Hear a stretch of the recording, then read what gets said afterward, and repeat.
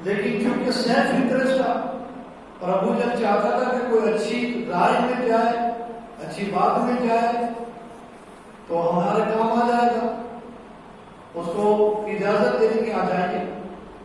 جب اس سے تعارف پوچھا گیا، انٹروڈکشن پوچھا گیا کہ تم کون ہو، تو اس نے کہا میں نجد سے ہوں، میں نجدی ہوں اور میں بھی اپنی قوم کا سردار ہوں۔ یہ شیطان تھا جو انسان کی شکل میں آیا تھا، اور مشورے ہو رہے ہیں کہ کیا کرنا چاہیے۔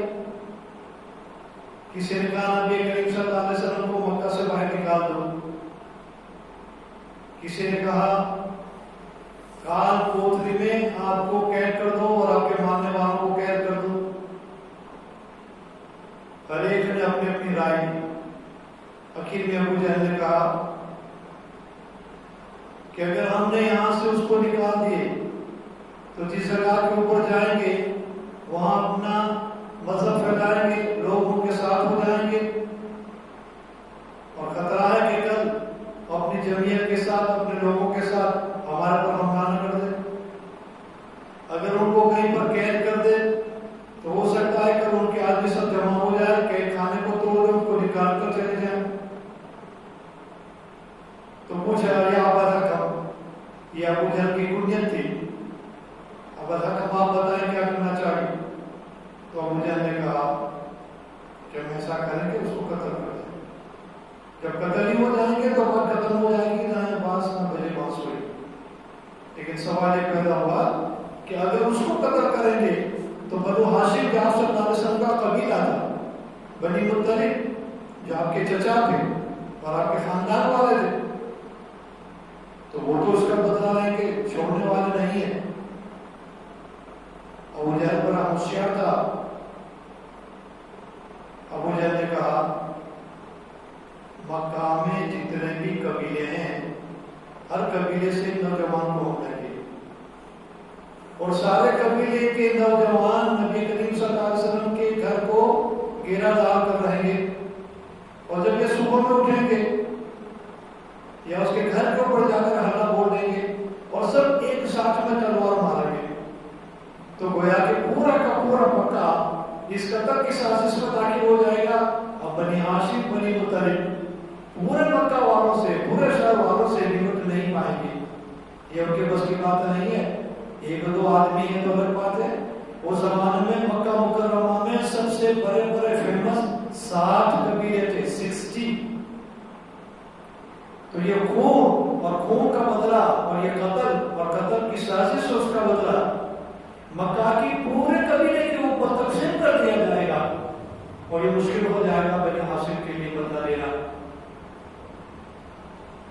وہ شیطان جو انسان شکل میں آتا، برے کی شکل میں آتا، نزدی کی شکل میں آیا تھا، وہ کھڑا ہوا اور کھڑے ہو کر اس نے اس کی تائید کی اور کہا کہ ہاں یہی برابر ہے۔ باقی جن لوگوں نے جو رائے دی، جو مشورہ دیا اور جو یوجنا بتائی، تو اس میں جو بول ہے اس میں بچاؤ ہو سکتا ہے، آگے چل کر تمہارے لیے مسئلہ ہو جاتا ہے۔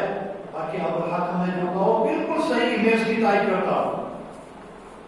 سب نے اس کو دیکھا، حیران رہ گئے کہ پہلی بار اس آدمی کو ہم نے دیکھا، کبھی بھی مکہ میں نہیں دیکھا، اور مکہ کا آدمی ہے ہی نہیں۔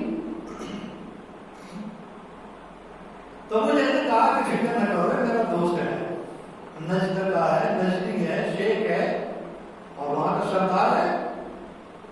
تو شیطان انسانی شکلوں میں آیا ہے اور آ کر لوگوں کو گمراہ کرتا ہے۔ بدر کے وقت میں بھی یہی کم وقت آیا تھا انسانی شکل میں، 3 مرتبہ محنت ہوئی کہ لڑائی نہ ہو، لیکن ہر بار شیطان جو انسانی شکل میں آیا تھا ابو جہل کے ساتھ تھا، اس کا ہاتھ پکڑے ہوئے تھا، اس کا ہاتھ تھامے ہوا تھا۔ اور قرآن پاک میں سورہ توبہ میں اس کا ذکر ہے کہ شیطان ابو جہل سے کہتا ہے انی جاعل لکم، ارے جاؤ بدر میں جا کر تم 1000 کے قریب ہو، میری ماں بہنوں اور میرے بھائی اور میرے عزیزوں، رمضان مبارک میں 17 رمضان کو 17 رمضان کو بدر مبارک ہوئی تھی۔ یہ مہینہ ایسا مہینہ ہے کہ اسی مہینے میں فتح نصرت ہوئی ہے۔ مکہ رمضان میں فتح ہوا تھا، بدر رمضان کے اندر میں ہوئی تھی 17 رمضان کو، اور آج جو کھانے پینے کی ہمارے پاس فراوانی ہے، روایتوں میں آپ دیکھیں گے کہ بدر کے وقت میں حالت کیا تھی، مکہ والوں کا یہ حال تھا، 100 آدمی کے بیچ میں ایک اونٹ ذبح کیا جاتا تھا، 1000 آدمی تھے، روزانہ 10 اونٹ وہ قتل کرتے تھے، ذبح کرتے تھے، اس کا گوشت کھاتے تھے، سیخ کباب بناتے تھے، شراب کے مٹکے، شراب پینا، ناچنے والی، گانے والی، میوزک والے سب لے کر گئے تھے، گویا کہ وہ ہالیڈیز کرنے کے لیے گئے تھے، موج مزہ کرنے کے لیے گئے تھے۔ صحابہ رضی اللہ تعالیٰ عنہ کی حالت کو آپ دیکھیں گے، انس رضی اللہ تعالیٰ عنہ فرماتے ہیں ہمارے پاس پورے کپڑے بھی نہیں تھے، ہمارے پاس پوری سواری بھی نہیں تھی، باری باری سواریوں پر سوار ہوتے تھے، خود نبی کریم صلی اللہ علیہ وسلم کے ساتھ ہم 3 لوگ باری باری سوار ہو کر بدر میں پہنچے ہیں، حضرت انس، حضرت علی اور نبی کریم صلی اللہ علیہ وسلم۔ ایک منزل تک نبی کریم صلی اللہ علیہ وسلم اونٹ پر سوار ہوئے اور دائیں اور بائیں، جبری سائڈ میں، دابی سائڈ میں، رائٹ سائڈ میں، لیفٹ سائڈ میں حضرت علی اور حضرت انس اونٹ کی نکی، اونٹ کی لگام پکڑ کر چلتے تھے۔ جب ایک منزل آئی، نبی کریم صلی اللہ علیہ وسلم اونٹنی مبارک سے اتر گئے، حضرت انس اور علی سے باری باری فرمایا اب تم سوار ہو۔ یہ صحابہ تھے، جہاں نثار تھے، اللہ کے رسول سے پیار کرنے والے تھے، انہوں نے کہا یا رسول اللہ یہ کیسے ہو سکتا ہے، غلام اونٹ پر سوار ہو اور آقا پیدل چل، ہم اس کو قبول نہیں کریں گے۔ نبی کریم صلی اللہ علیہ وسلم نے فرمایا جس طرح میں ثواب کا مستحق ہوں اور جس طرح ثواب کی مجھے بری ہے اور جس طرح ثواب میں کمانا چاہتا ہوں اور جس طرح ثواب تم کمانا چاہتے ہو میں بھی تو کمانا چاہتا ہوں، تم چلے تو میں ثواب ملا اور میں چلوں مجھے بھی ثواب ملے، مجھے بھی اللہ کی قربت اور نزدیکی حاصل ہو، اور تمہیں بھی آرام کی ضرورت ہے۔ اللہ کے رسول صلی اللہ علیہ وسلم نے مانا اور پوری دنیا کو بتایا کہ اسلام میں مساوات کا، ایکوالٹی کا کیسا سبب اور درس ہے، کہ بانٹ کر کھانا ہے، تقسیم کر کے کھانا ہے، آقا اور غلام، مالک اور نوکر، اس کے بھید کو بالکل ہٹا دیا۔ اب باری باری حضرت علی اور انس سوار ہوتے ہیں اور اللہ کے رسول صلی اللہ علیہ وسلم ان کی لگام پکڑ کر چلتے ہیں۔ کیا دنیا میں ایسا آقا آیا، دنیا میں ایسا مالک آیا، کیا دنیا میں ایسا باس آیا، کیا دنیا میں ایسا کمانڈر ان چیف آیا کہ اپنے غلاموں کو تو باری باری اونٹ پر سوار کرے اور خود اس کی لگام اور لکیر پکڑ کر چلے؟ سبحان اللہ، اللہ کے رسول صلی اللہ علیہ وسلم نے امت میں کیسی برابری پیدا فرما دی۔ اتنا نہیں میرے بھائی دوستوں بزرگوں، آج افطار کے وقت میں جب ہم بیٹھتے ہیں تو ہم کنفیوز ہو جاتے ہیں، کس بات کا کنفیوژن ہوتا ہے، کس بات کا گھچوارا ہوتا ہے، کس بات کی ہمیں اچر ہو جاتی ہے، کیا کھائیں، کیا پئیں، کیا رکھیں، کیا چھوڑیں۔ اتنا افطار کا سامان ہوتا ہے، سمجھ نہیں پڑتی کس چیز سے شروعات کریں۔ آپ لوگ زیادہ جانتے ہیں کہ افطاری کے وقت میں کیسا کیسا سامان، کتنا سامان ہمارے ٹیبل کے اوپر ہوتا ہے، پورا ٹیبل بھرا کا بھرا ہوتا ہے۔ آنکھوں میں وہ رمضان کا تذکرہ کرتا ہوں، وہ اسلام کی پہلی رمضان تھی، ہجرت کے بعد دوسرے سال میں رمضان آئی ہے۔ اب یہ کیسے رمضان ہے وہ میں بتا رہا ہوں، بدر کا حال بتا رہا ہوں کہ آج ہم کتنی اچھی حالت میں، ہمیں تو کچھ کرنا نہیں ہے، صرف افطار کے وقت میں امت کے لیے دعا مانگنا ہے، اپنے لیے دعا مانگنا ہے۔ حج کے اٹھانے والے فرشتوں کو اللہ نے بھیج دیتا ہے کہ جاؤ جہاں جہاں میرے محبوب کے امتی افطار کے وقت دعا کرتے ہیں ان کی دعاؤں پر آمین کہو۔ یہ عرش اٹھانے والے فرشتے اللہ کا عرش اٹھانا چھوڑ دیتے ہیں، زمین میں پھیل جاتے ہیں اور اللہ تعالیٰ اتنا بڑا اہتمام کرتا ہے کہ عرش اٹھانے والے فرشتے کو ہماری دعاؤں پر آمین کہنے کے لیے بھیجتا ہے، اور ہم کھانے پینے میں اور کھانے پینے پر ایسے ٹوٹ گئے ہیں کہ افطاری کی دعا بھی ہمیں یاد نہیں رہتی۔ بہت کم ہے جو افطاری کے وقت میں افطاری کی دعا بھی پڑھتا ہے۔ دو دعائیں بتائی گئی ہیں، اللہم لک صمت وبک آمنت وعلیک توکلت وعلی رزقک افطرت، اس دعا کو پڑھا۔ دوسری بھی دعا بتائی ہے ابن عباس رضی اللہ تعالیٰ عنہ کے حوالے سے، جو چھوٹی ہے، مختصر ہے، شارٹ کٹ ہے، یا واسع الفضل اغفر لی۔ افراد کے ساتھ، وسعت کے ساتھ، روزی دینے والے، فضل کرنے والے، کرم کرنے والے، رحم کرنے والے، اغفر لی، میری مغفرت فرما۔ تو افطاری کے وقت میں ہمارے پاس تو کتنا سامان ہوتا ہے، پورا دن نہیں تو آدھا دن افطاری کی تیاری میں ہماری ماں بہنوں کا چلا جاتا ہے۔ یہ مہینہ اس لیے نہیں دیا گیا ہے کہ ان چیزوں میں تم اپنا اوقات کو ضائع برباد کر لو، اور خاص کر سے عصر سے مغرب تک کا وقت تو بڑا رحمت والا وقت ہے، تلاوت ہو، ذکر ہو، استغفار ہو، اور افطاری سے کچھ پہلے قبلہ رخ ہو جائے، اللہ سے ماننے والے بن جائے۔ اللہ تعالیٰ خود کہتا ہے وَإِذَا سَأَلَكَ عِبَادِي عَنِّي فَإِنِّي قَرِيبٌ۔ صحابہ نے جب نبی کریم صلی اللہ علیہ وسلم سے پوچھا کہ یا رسول اللہ صلی اللہ علیہ وسلم، ہم جب بیت اللہ میں داخل ہوتے ہیں تو کافروں کی، مشرکوں کی بتیں ہیں، ان کی مورتیاں ہیں، ان کے دیو اور دیویاں ہیں، کوئی لکڑے کی بنی ہے، کوئی پتھر کی بنی ہے، کوئی آرس کی بنی ہے، کوئی سونے کی بنی ہے، کوئی موتی اور روپا کی بنی ہوئی ہے۔ تو یہ لوگ ہم سے سوال پوچھتے ہیں کہ جس خدا کو تم مانتے ہو، جس رب کو تم مانتے ہو، جس اللہ کو تم مانتے ہو، جس مالک خالق کا تم کلمہ پڑھتا ہو، وہ کون ہے، وہ کیا ہے، وہ کیسا ہے؟ دیکھو ہمارا دیو اور ہمارے دیوی ہمارے نظروں کے سامنے ہے، اس کے سامنے ہم ماتھا ٹیکتے ہیں، اس کے سامنے ہم سر جھکاتے ہیں، اس کے سامنے ہم چراغا چلاتے ہیں، اس کے سامنے ہماری مانگیں رکھتے ہیں، اور یہ ہماری مانگوں کو پوری کرتا ہے۔ آپ بتاؤ تمہارا رب کون ہے؟ سونے کا ہے، روپے کا ہے، ہیرے کا ہے، جواہرات کا ہے، پتھر کا ہے، آرس کا ہے، لکڑی کا ہے، اور بہتر سے بہتر چندن کی لکڑی کا ہے؟ کیسا ہے تمہارا رب؟ اللہ نے ان کے ساتھ جوابوں کو دے دیا، لیس کمثلہ شیء، میرا رب وہ ہے جو تمہارے دماغ میں نہیں آ سکتا، جس کی کوئی شکل نہیں، جس کی کوئی صورت نہیں، وہ نرنجن ہے، وہ نراکار ہے، میرا رب وہ ہے۔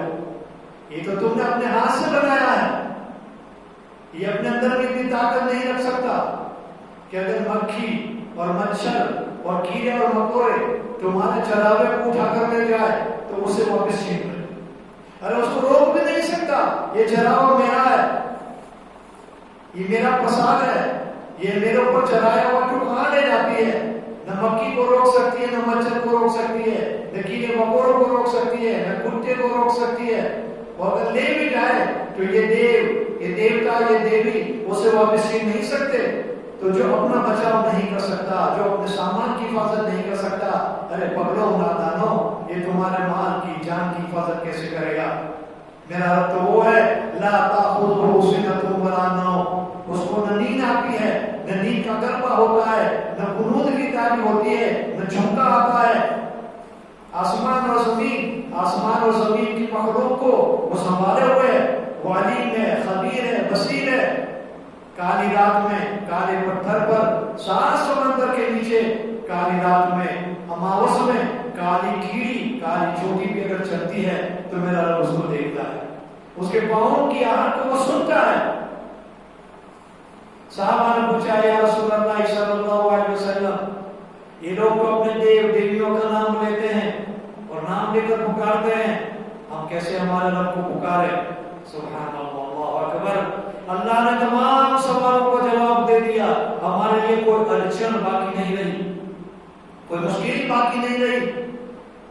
اللہ نے وہی نازل فرمائی قُلِ اللَّهَ وَعْبُدُوا الرَّحْمَنَ أَيَّمَّا تَدْعُوا فَلَهُ الْأَسْمَاءُ الْحُسْنَى، اے میرے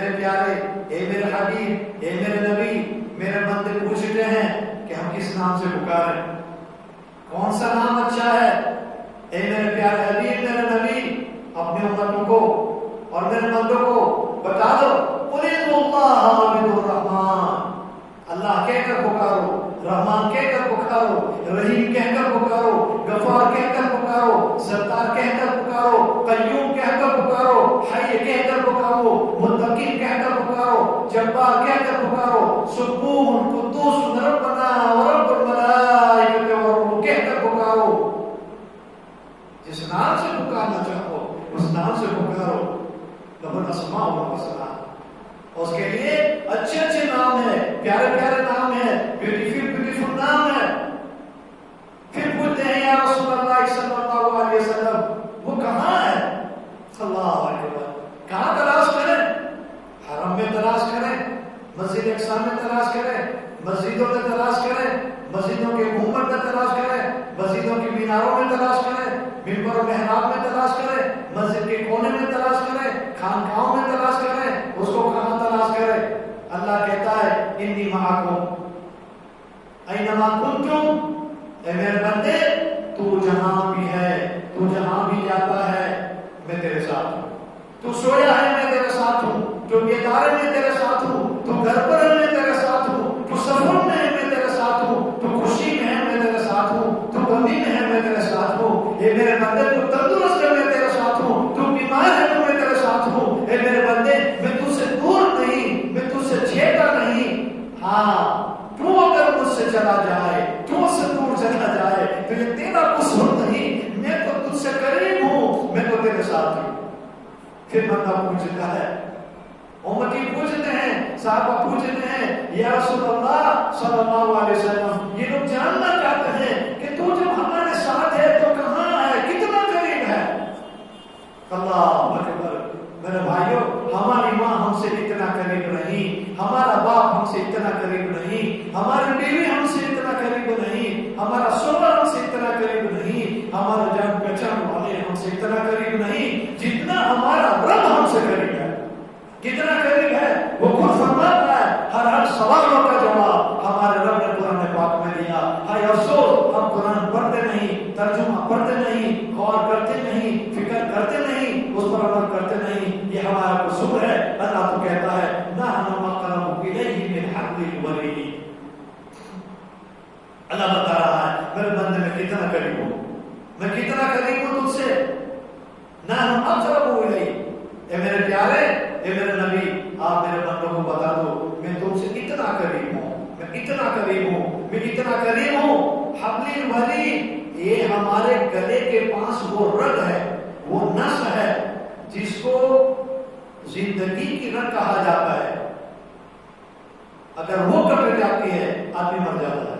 ہم ذبح کرتے ہیں تو جانور کا پاؤں نہیں کاٹتے، اس کے گلے میں چھری لگاتے ہیں، کیونکہ یہ گلے میں وہ رگ ہے، اس رگ کے کٹ جانے سے کوئی بھی جاندار ہو، چاہے انسان ہو، چاہے جانور ہو، چاہے پرندہ ہو، کسی کے اوپر یہ چھری چل جائے اور وہ نس کٹ جائے تو وہ مر جائے، کیونکہ وہ زندگی کی رگ ہے جس کو حبل الورید کہتے ہیں۔ اللہ تعالیٰ فرماتا ہے کہ میرے بندے تیری اپنی جان تجھ سے اتنی قریب نہیں جتنا میں تجھ سے قریب ہوں۔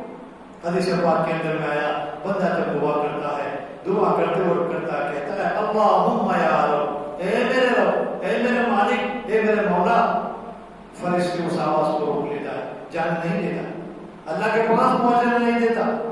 بندہ دوسری بار پکارتا ہے، فرشتہ پھر روک لیتا ہے، بندہ تیسری بار پکارتا ہے اللہم یا رب، فرشتہ روک لیتا ہے۔ اللہ کی رحمت جوش میں آتی ہے، اس کا کرم، اس کا فضل جوش میں آتا ہے، اور اللہ تعالیٰ فرشتے سے پوچھتا ہے اے میرے فرشتوں، میرے بندے نے کتنے پیار سے مجھے پکارا، اللہم یا رب، اے میرے رب، اے میرے مالک، تم نے اس کی آواز کو روک دی، مجھ تک پہنچنے نہیں دیا، کیوں ایسا کیا؟ فرشتے فرماتے ہیں یا اللہ، اس کے ہاتھ ناپاک، اس کی آنکھیں ناپاک، اس کی زبان ناپاک، حرام کھا کھا کر اس کا پیٹ بھرا ہوا ہے، بھلا اتنی پیاری آواز، اتنی مبارک آواز، رحمت والی آواز، نورانی نام، میں ایسی زبان سے کیسے تیرے دربار میں پیش ہوں؟ اس لیے میں نے روک لی۔ اللہ جل شانہ ہم سے کتنا پیار کرتا ہے میری ماں اور بہنوں اور میرے بھائیوں دوستوں اور میرے بزرگوں اور میرے عزیزوں. اس کا پیار تو دیکھو, اس کے پیار کے سمندر کا کوئی کنارہ نہیں. وہ دیکھ کر خوش ہوتا ہے اور نہ مانگنے والے سے ناراض ہوتا ہے. وہ بار بار کہتا ہے مانگو مانگو, میں دینے کے لیے تیار ہوں. یہ افطار کا وقت ہے, میں اپنے فرشتوں کو بھیج دیتا ہوں تمہاری دعاؤں پر آمین کہنے کے لیے, اور روزانہ تمہاری 2 دعائیں گارنٹیڈ میں قبول کرتا ہوں. تم کیوں نہیں مانتے؟ اللہ جل شانہ امن نوازو فرشتوں سے پوچھتے ہیں, میرے فرشتوں جب پہلی بار میرے بندے نے مجھے پکارا اللہم یا رب, اس کی آواز کو تم نے روک دیا. دوسری بار پکارا, تم نے اس کی آواز کو روک دیا. اب تیسری بار پکارا, تم نے اس کی آواز کو روک دی. آپ ہی بتاؤ تم بار بار اس کی آواز کو روکتے ہو, مجھ تک پہنچنے نہیں دیتے, میرے دربار میں آنے نہیں دیتے, پھر بھی وہ پکارے جا رہا ہے اللہم یا رب. آپ بتاؤ کیوں وہ بار بار پکارتا ہے؟ تم بار بار روکتے ہو, وہ بار بار پکارتا ہے. تو فرشتے کہتے ہیں کہ میرا مالک, اس کی وجہ یہ ہے کہ تیرے بندے کو معلوم ہے صرف یہی در ہے, صرف یہی دروازہ ہے, صرف یہی دربار ہے جہاں اس کی سنوائی ہوگی, جہاں اس کی بات سنی جائے گی, جہاں اس کی مانگیں پوری کی جائے گی. تو اللہ ہمیں فرماتا ہے کہ میرے بندو, میرے بندے کو یقین ہے سوائے میرے دروازے, سوائے میرے دربار کے, سوائے میری ذات کے اور سوائے میرے کوئی نہیں اس کی سننے والا, اس کا جواب دینے والا, اس کی مانگ پوری کرنے والا. اسی لیے تو بار بار یہ پکارے جا رہا ہے تم ہٹ جاؤ, میرے بندہ کیسا بھی ہے لیکن میرا ہے, میں نے اپنے ہاتھ سے اس کو پیدا کیا ہے, میری روح اس کے اندر میں نے پھونکی ہے, میری خلافت میں نے اس کو دی ہے, میرے لیے پورا دن بھوکا پیاسا رہا, آج میرے سامنے کی گرا کے مانگ رہا ہے, تو میرے بندے کی آواز کو آنے دو.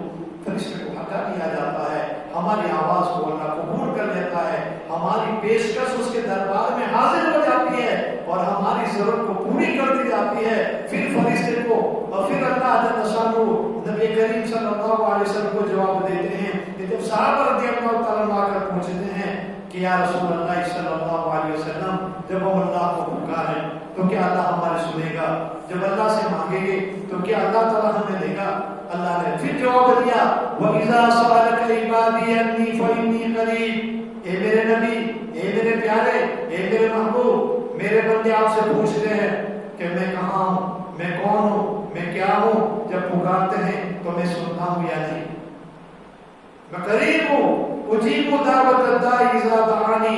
جب میرا بندہ اور بندی مجھے پاس مانگتے ہیں اور میرے سامنے سوال کرتے ہیں, میرے سامنے ہاتھ